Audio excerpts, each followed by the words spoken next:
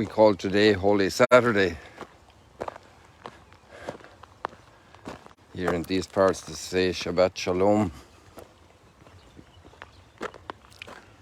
Day of Peace.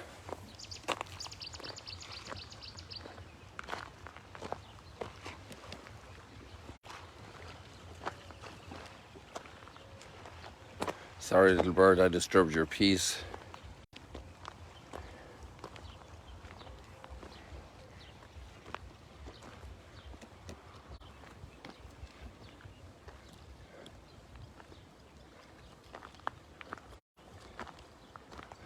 By the way, I don't know if you've noticed any little change in the quality of the video the last couple of days.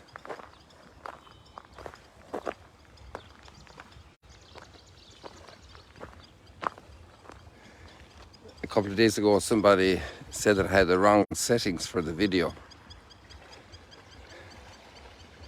So we changed it. And I'm not sure if you've noticed any difference.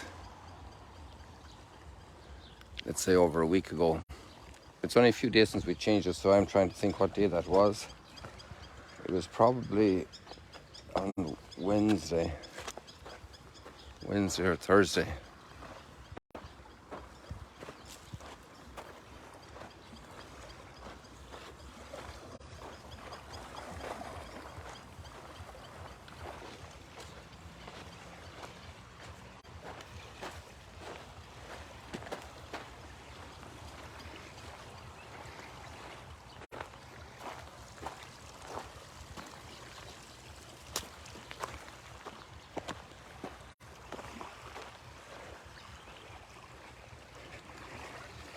What do you do when you meet a family that has suffered a major tragedy, a major disaster? I wonder who was doing this. Maybe a little girl.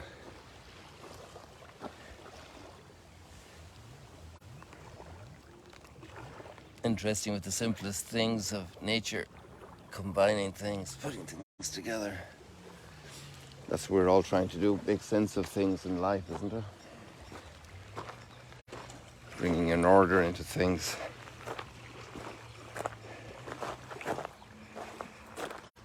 And when you're at a tragedy, at the scene of a tragedy with a family, family members involved, what can you do?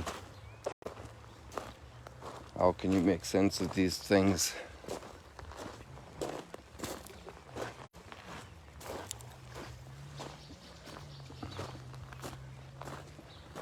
One is lost for words.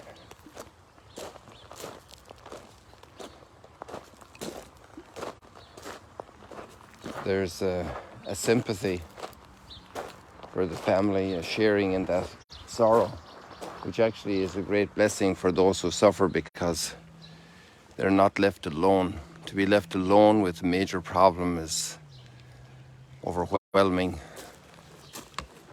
burdening.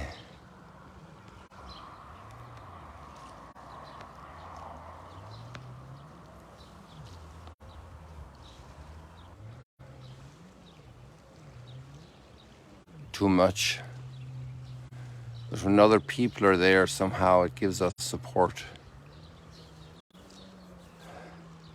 And the other side of the coin, when we're celebrating, if we're alone as well, there's something really missing. But when other people are with us and celebrate with us, then it's a celebration.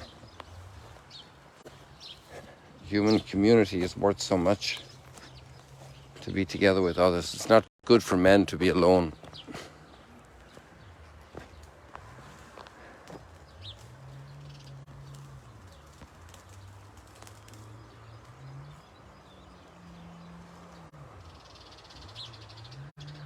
I focused on the wrong bush.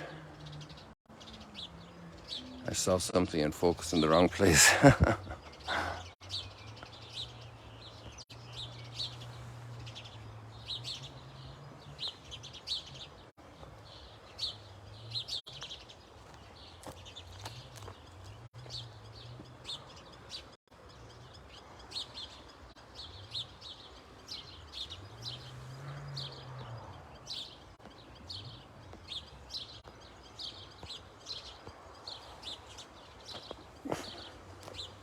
the aftermath of Good Friday.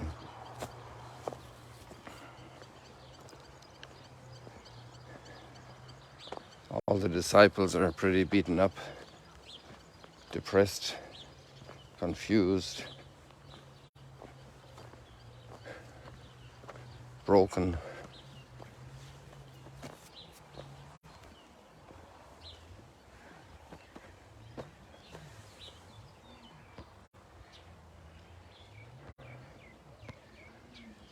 Where can their thoughts go?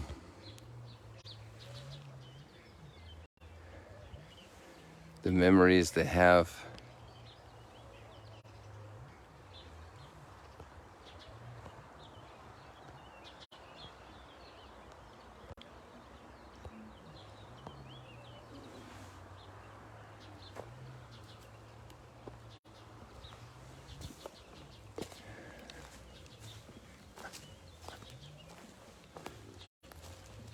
All the miracles, all the teachings, their first meeting with him.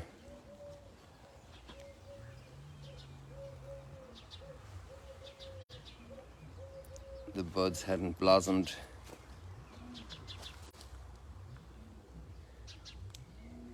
They were waiting for another time to open up, and then it opened up little by little.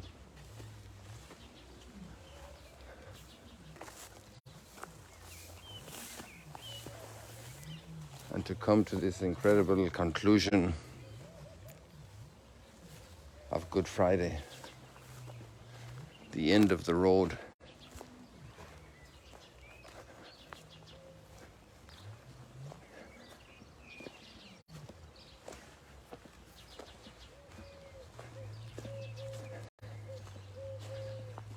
This evening we will have the liturgy of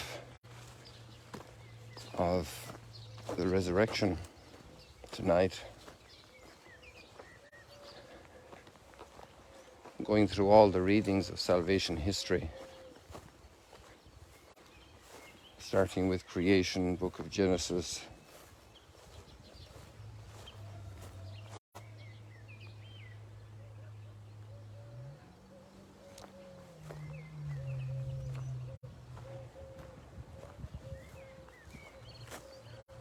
full account of that mystery of creation, all the plants and all the animals, and the sea and the sky and the mountains.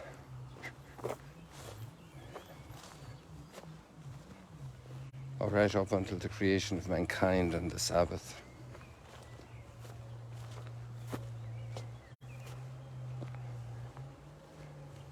And that beautiful Psalm 104, echoing the thoughts of the Spirit hovering over the waters. Lord, send out your Spirit and renew the face of the earth. And then moving on, or another psalm is, the earth is full of the goodness of the Lord. Another option. I have the link in there for you. Just to scroll down through them, it's worth a lot because it helps the mind to wrap around that whole history from the beginning.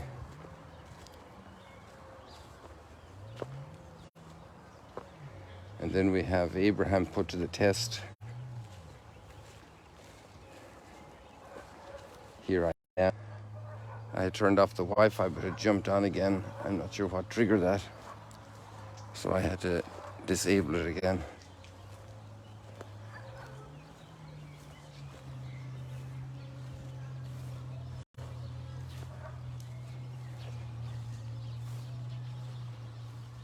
And then we go to Moses in the Exodus story,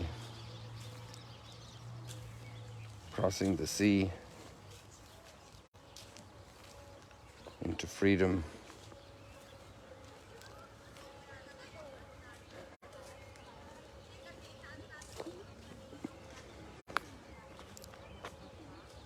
And then we go to Isaiah, the relationship God wants with his chosen people, a relationship of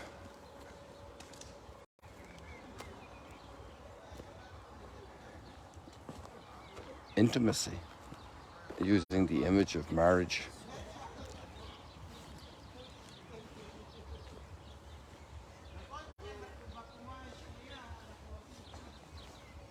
Boker Tov.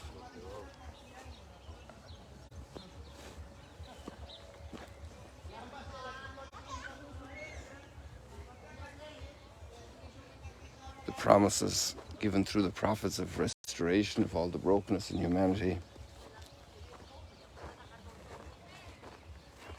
And we keep moving along.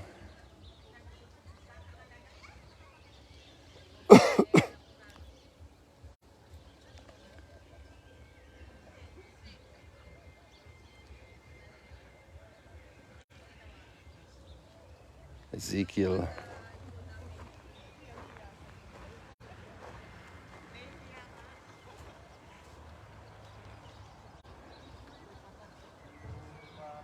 more and more psalms, like a deer that longs for running water, so my soul longs for you, my God.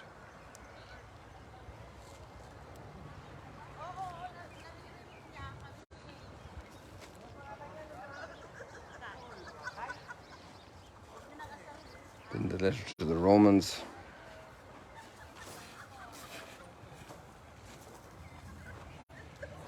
and in the Gospel of Matthew of the resurrection, Mary Magdalene and the other Mary coming to see the tomb.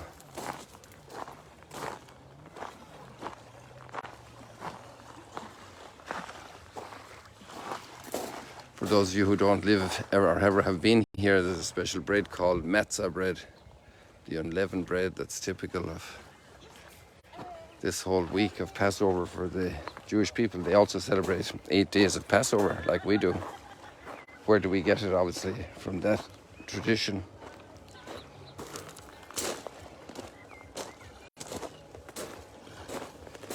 But this whole time of Holy Saturday before we get to the resurrection ceremony is a very special time. A time of quiet, a time of being with the family, so to say. A day also when the church turns her eyes toward Mary, the mother, who has been so faithful, suffering like so many mothers in history, true to her son, like all mothers usually are, in a very unique and powerful way.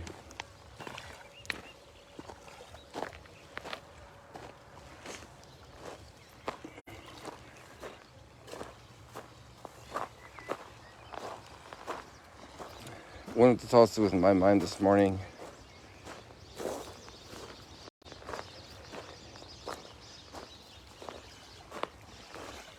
was the teaching that we have that salvation has come through the cross.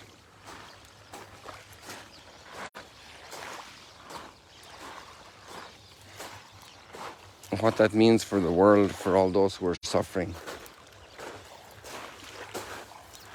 And what that means for all those who are inflicting suffering on others.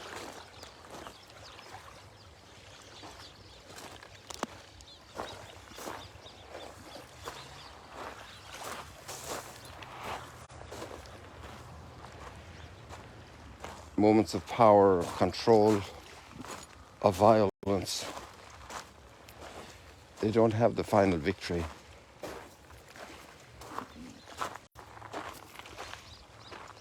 The strengthening of hope. Something new is being born. The path of humility in family conflict.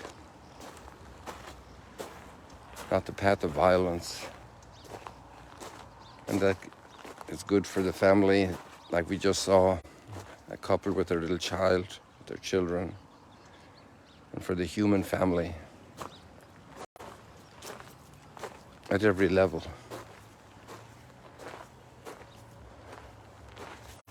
The path of violence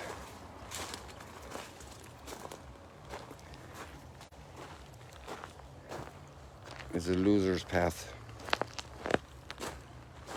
The path of humility and service, kindness, goodness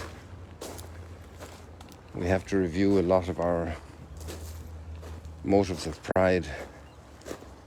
What makes us great?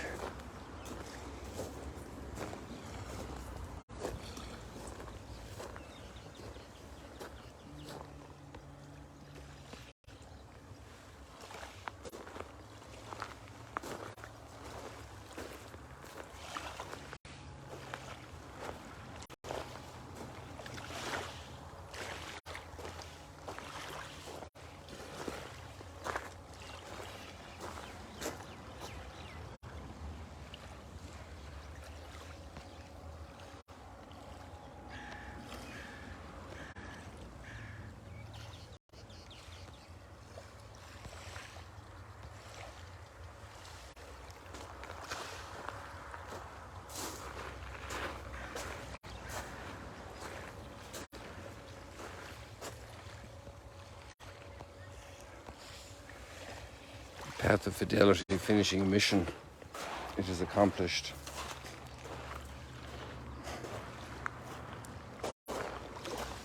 Father, forgive them.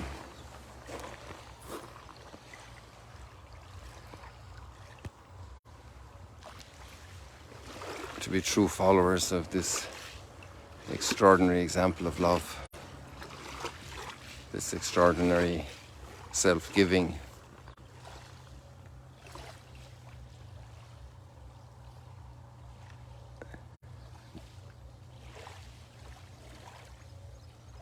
The refusal to take up violence against the violent.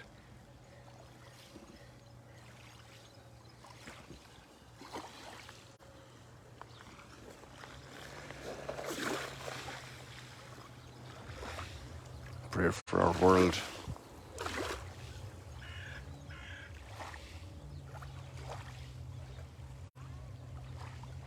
The path of humility.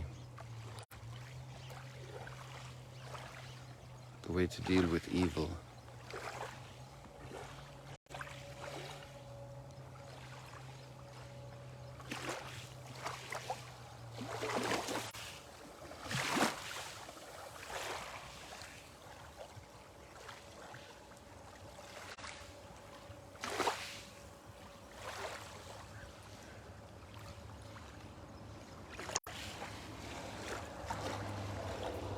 And maybe there's a lot more at work in the little moments we live through, the moments of suffering, the moments of trial.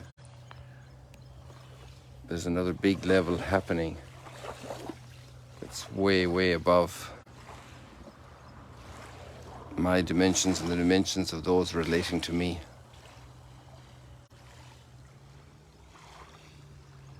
A great investment to teach a child patience by being patient.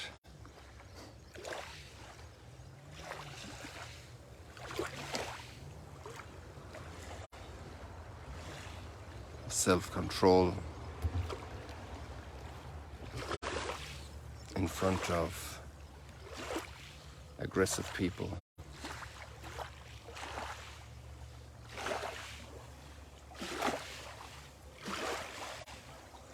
There's lots to ponder today, people.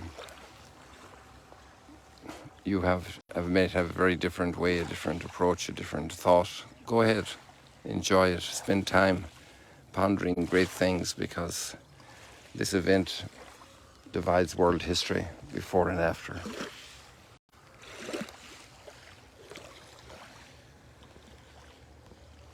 If salvation came this way, then not all of our frustrations are in vain. They can be loaded with new life.